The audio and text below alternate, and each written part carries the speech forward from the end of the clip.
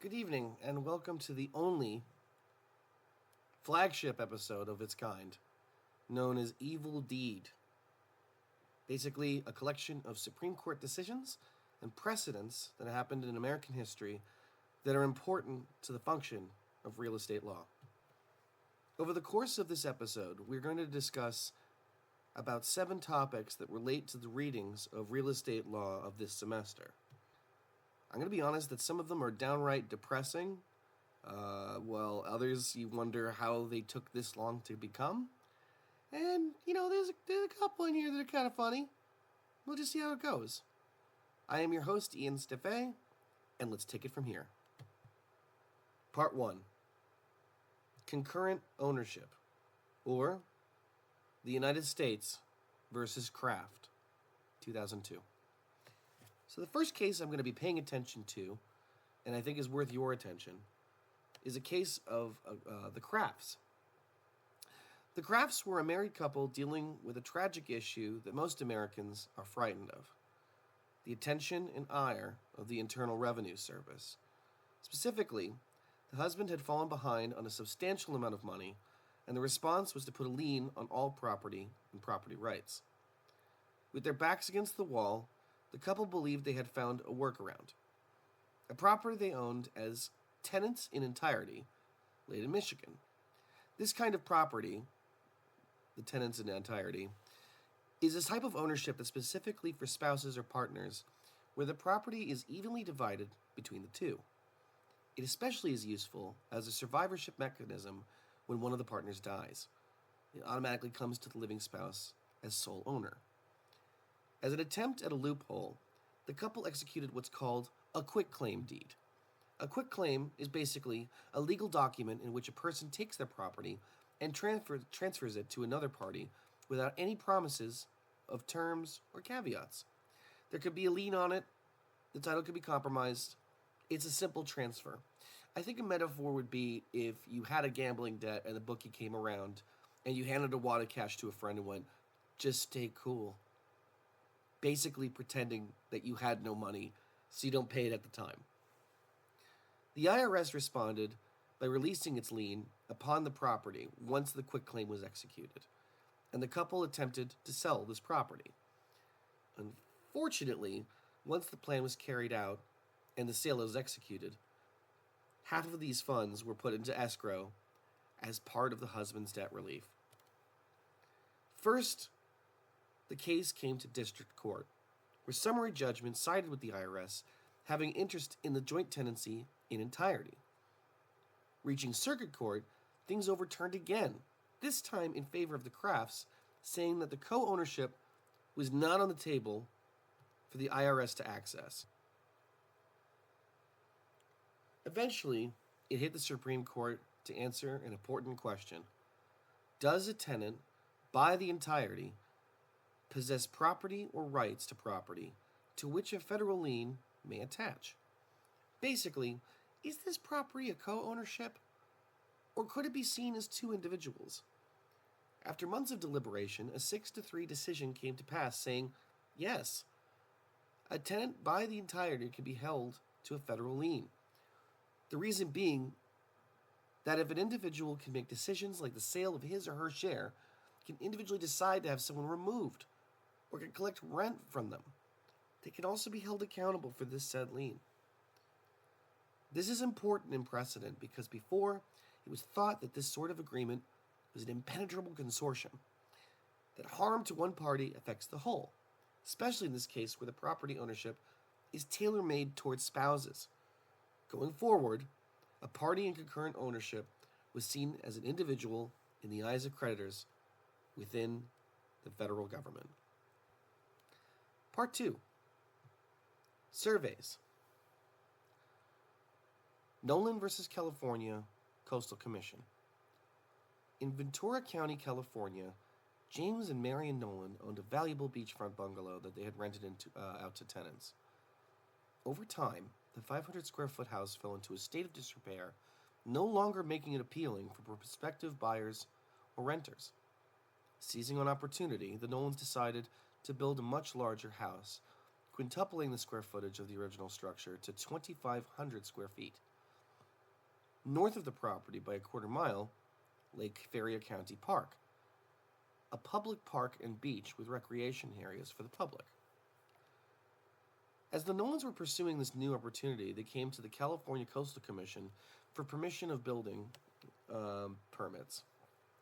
The commission stated that the couple was more than welcome to build, but the property would potentially block the view of the ocean, and as a condition of completing their permits, would have to have an easement included on their property so the public could have access to the beach.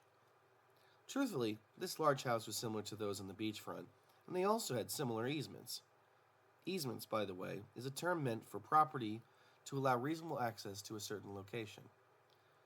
The couple completely disagreed with this decision because they felt their Fifth Amendment rights were being violated to be forced to change their property to include an easement that wasn't condition of purchase to begin with. Their right to prosper and their forced public use without compensation seemed unfair. The commission held their ground, however, which brought the case to the California Circuit Court, which also sided with the commission in that the easement did not affect the property directly, nor impeded the couple from their development. Quite simply, the couple appealed to the Supreme Court, merely to answer one question: whether the conditions the California Circuit Court were requiring for a permit were technically a taking without compensation. In a 5-4 decision, the Nolans had successfully won their case. According to Justice Scalia, who wrote the opinion, the lack of nexus between the condition and the original purpose of the building restriction converts that purpose to something other than what it was. Unless the permit condition serves the same governmental purpose as the development plan, the building restriction is not a valid regulation of land use, but an out-and-out plan of extortion. Basically, this new building didn't prevent any more visage than the last had. And placing a condition on someone's permit for the sake of public benefit without compensation is unconstitutional. It was converting a piece of land that was the same before as it was after, just simply with government oversight. The case is important in the legacy of precise land descriptions and surveys and their continuity, especially in situations of right-of-way. The Nolans' original land survey ensured property rights well defined and protected against overreach. The California Coastal Commission was circumventing this with permit conditions that did not clearly serve public purpose tied to the land use in question. After Nolan, clearly stated property rights and survey descriptions were proven to be a protection from governmental meddling in the fair use of an owner's property. Part 3. Eminent Domain, or Kelo versus City of New London. New London, Connecticut had seen better days. A federal naval center's closing affected the city economically to a devastating degree, and it plummeted the city's prognosis towards being a distressed area. Desperate for help, the city began a pitching process to pharmaceutical giant Pfizer to build a research center there. The city even offered to seek eminent domain in some of the more distressed areas of town to offer to Pfizer as part of the effort. What stood in the way were the private owners of the houses in this allegedly unfit neighborhood, and at the head of it stood longtime resident Suzette Kelo. Kelo argued that the Fifth Amendment's takings clause protected her and others from this eminent domain issue because it was an issue of the city seizing one bit of property from a private owner to another, Pfizer. The takings clause sought just compensation for private owners being bought out for a great public good. Though Pfizer stood to give the city a huge economic boost, it was a theoretical that could not be proven until execution. Pfizer hadn't even been agreed to the terms. It was just a Hail Mary pass to save a city that was slowly dying of a lack of economic prospects. But if Pfizer could come through, property values could appreciate, unemployment would decrease, and commercial spaces could come in to appeal to a new job market coming to the city. New London's argument was that this project could be seen as an improvement for the greater good of the community. Kelo and the 8 other homeowners brought the case to trial court, where the case was found partially in their favor. You see, the redevelopment project included a park and marina being built, and that would constitute public use.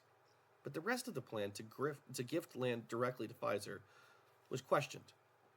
This brought the case to the Connecticut Supreme Court, where it was decided that the redevelopment project included the office space was indeed valid under the Fifth Amendment as a fair trade-off for the neighborhood lands. And it was decided that the redevelopment project included the office space was indeed valid under the Fifth Amendment as a fair trade-off for the neighborhood lands forfeiture to help the greater good.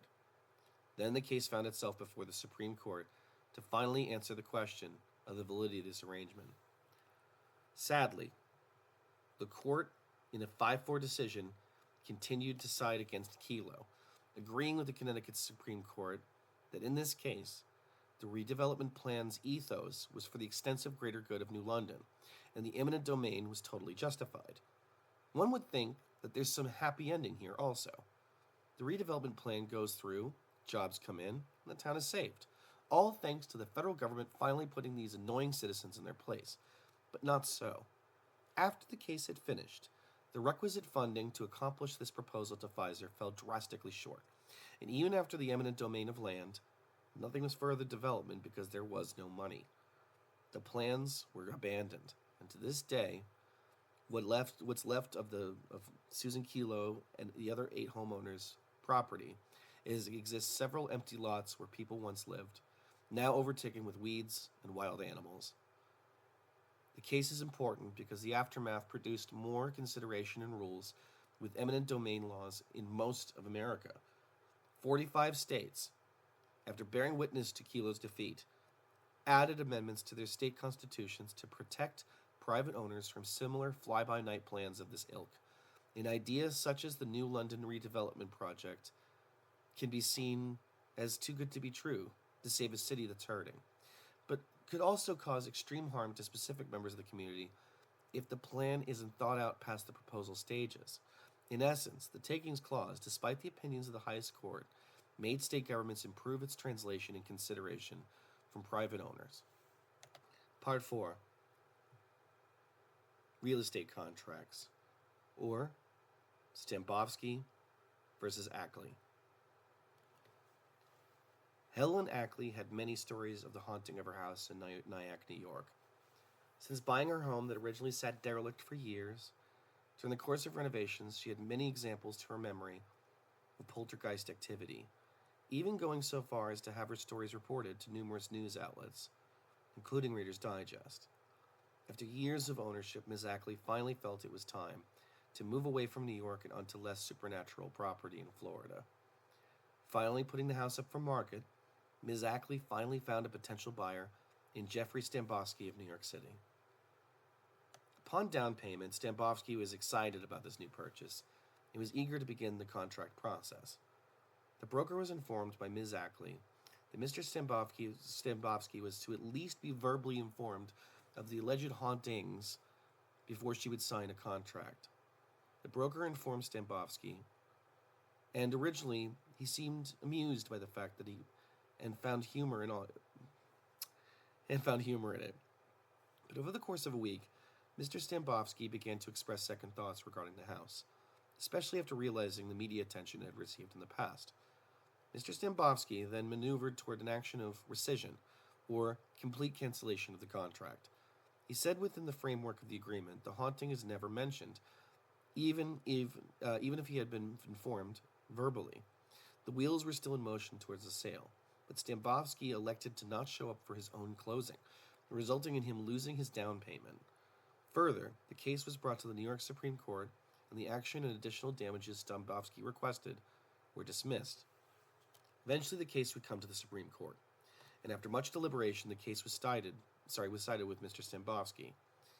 In the opinion presented by the majority, the court was answering a question of whether caveat emptor, Latin for buyer beware, and a concept adopted by New York predominantly in its real estate dealings, had applied, and whether the haunting needed to be disclosed. The court decided, through a lot of tongue-in-cheek phrasings and puns in its decision, in terms of the damages, caveat emptor stood, and no duty to disclose was necessary.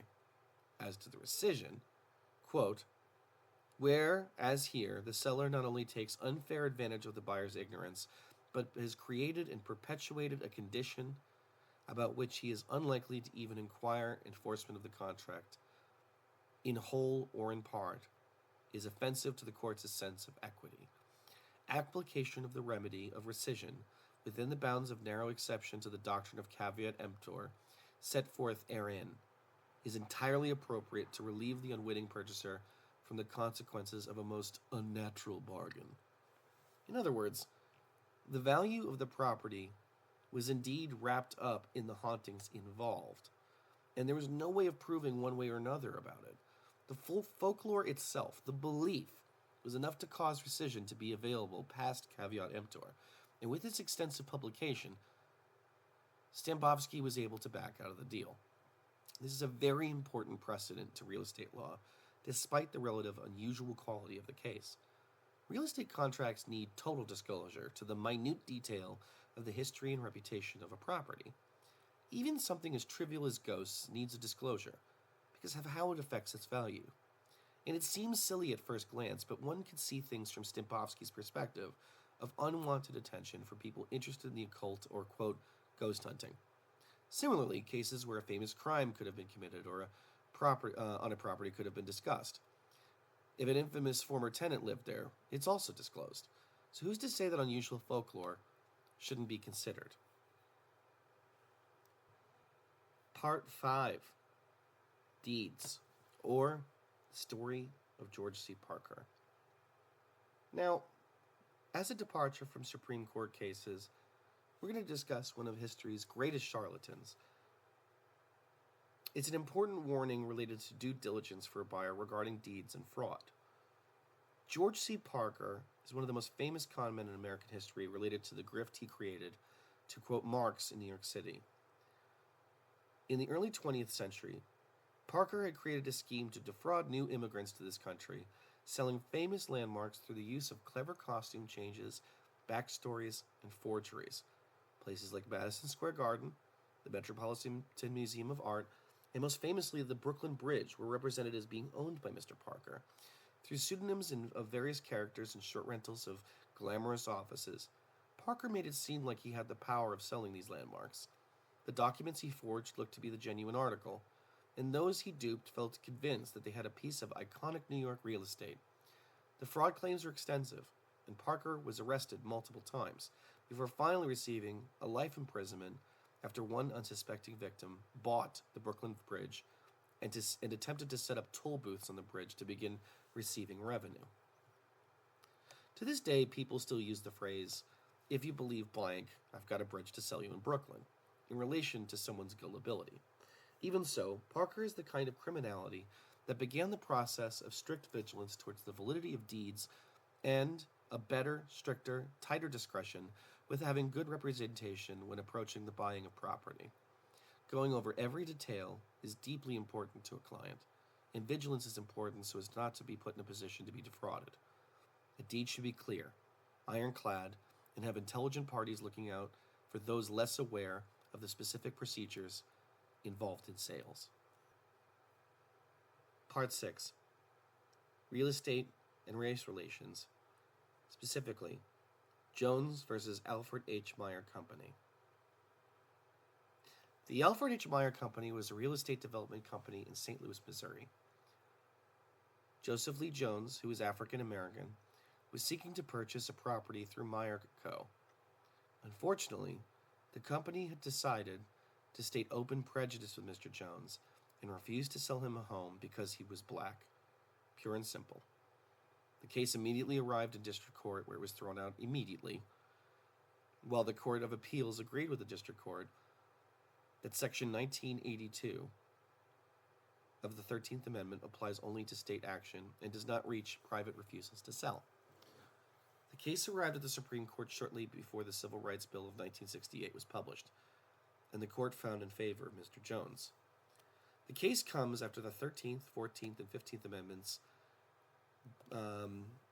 by some 100 years.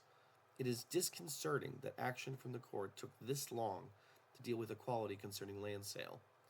The case clarifies that it isn't just public sales that people of color can expect a fair deal from, but the scope increases to equal access of all land sales, so long as the applicant can afford the property and is in good financial standing.